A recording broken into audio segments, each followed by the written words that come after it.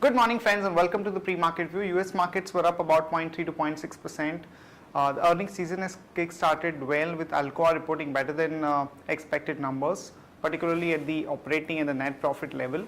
And European markets were flat, and there was some positive production data from the Germany, which definitely surprised the market on the positive side. And when we look at the Asian markets today morning, most of the markets are showing good strength and a recovery. Nikkei is up almost about 1%, and even Hang Seng and most of the Chinese markets are up anywhere from about 0.7 to almost about 1%. And the yen has come down to almost about 99.50, which is just a distance away from 100 level, which is a multi-year low for yen against the dollar. And looking at the kind of money which is likely to be pumped into the Japanese economy, about $1.4 trillion, people are expecting that the dollar yen could actually move up to about 115, 120 level. In terms of flows, friends, FIs were net sellers in the cash market to the tune of 164 crore, and the domestic institutions were buyers to the tune of about 220 crore.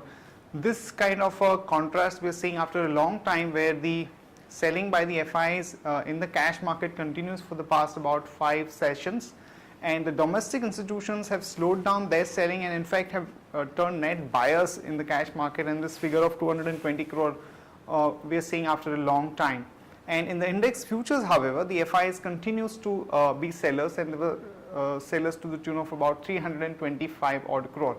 Back home, friends, our market continued to remain subdued, though the advanced decline was a little stable at almost about 1:1, and the volume overall in the market was also on the lower side at about 95,000 crore.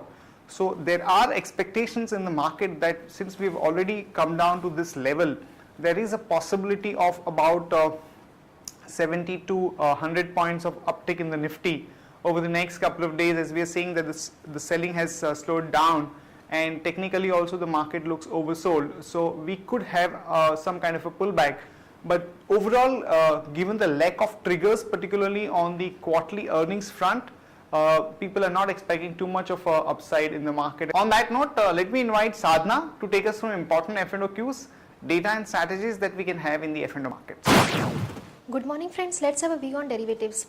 Yesterday market started the session on positive note but remained volatile and traded in a narrow range of around 40 to 50 points.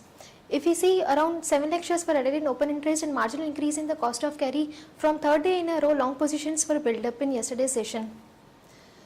If we see, PCR is also at 0.80 and implied volatility also increased by 50 to 100 basis points. Overall, a bias for the market is negative. And on the options front, 5,500, 5,400 put option has seen a good number of accumulation in open interest, and 5,600 and 5,700 call option has seen a good number of accumulation in open interest. As we are trading below our weekly VWAP of 5670, so our lower range for the market is 5522 and higher range would be 5670. From intraday perspective, one can go long on GAIL India with a stop loss of 316.20, and one can go short on Crompton Greaves with a stop loss of 93.15. Thank you.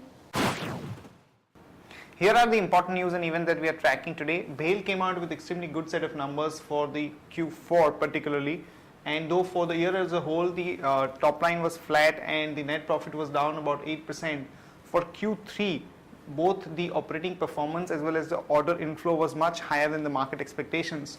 So this could provide some kind of an uptick in the BHAIL stock, and fundamentally we have revised the target price to about 240 rupees for the stock.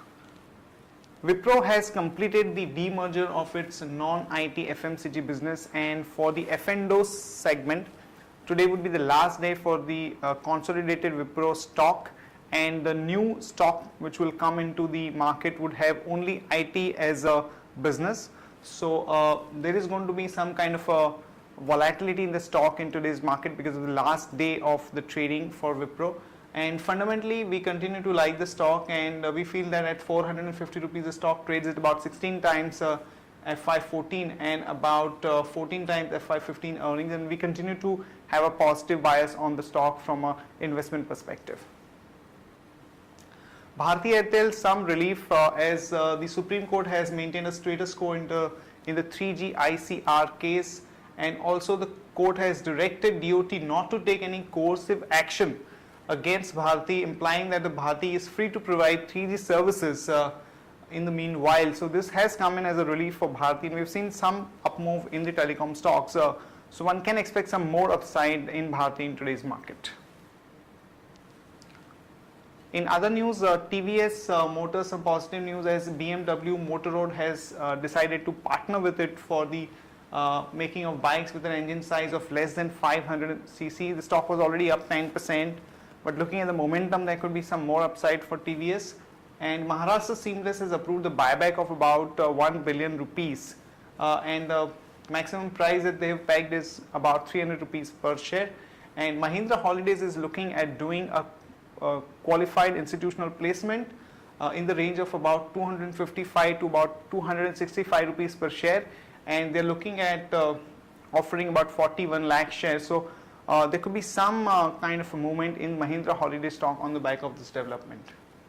In another negative news, some of the companies like Adani, Tata Power, SR and JSW could face a penalty of up to rupees 2,500 crore for evasion on the coal import duties, and some of these companies have actually engaged in finding a loophole in the law to evade duty, which amounts to almost about 2,500 crore. So one can expect some negative reaction on these stocks in today's market. For some of the sugar companies, positive news as the state oil firms will immediately purchase almost about 11 crore litre of ethanol from sugar mills at a price of rupees 42 a litre, which is significantly higher than the earlier price of about 27. So this is definitely a big positive for companies like Balrampur Chini and Renuka Sugar. So one can go long on both these stocks in today's market. That's it from all of us, friends. Have a great trading session and see you tomorrow at the same time.